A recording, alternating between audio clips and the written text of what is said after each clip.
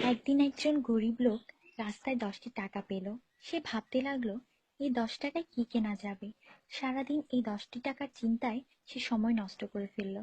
পরে সেই 10 টাকা ফেলে দিল। সে বলল, হে আল্লাহ, এই 10 টাকার জন্য আমি আজ সকাল থেকে আপনাকে একবারও স্মরণ করিনি।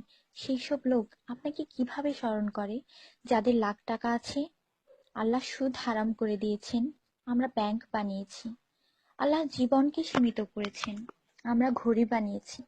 আল্লাহ পর্দার হুকুম দিয়েছেন, আমরা টিভি, ডিভিডি, ডিশ দিয়ে বেহায়ামি সর্বসাধারণের জন্য করে দিয়েছি।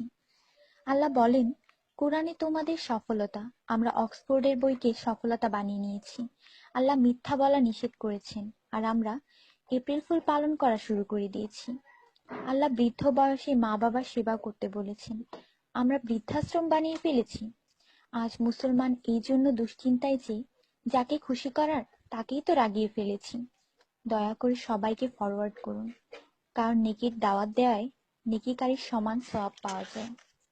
একটু ভাবুন, আজান যখন হয় তখন টিভির ভলিউম কমানো হয়, কিন্তু নজর টিভিতেই থাকে। আর মনে মনে বলি, আজান যাতে তাড়াতাড়ি শেষ হয়। এটাই কি আজানের মর্ম? আপনি নিজে আপনার মনকে প্রশ্ন করুন। আজানের জবাব দেওয়ার চেষ্টা করুন, যাতে মৃত্যুর পর কালিমা তাইয়্যিবা আমাদের নসিব হয়। অনুরোধ, এই মেসেজটি সবার কাছে পৌঁছে দিন।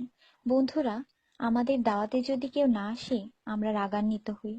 আল্লাহর পক্ষ থেকে আমাদের জন্য প্রতিদিন 5 বার দাওয়াত আসে, আর আমরা নামাজ পড়ি না।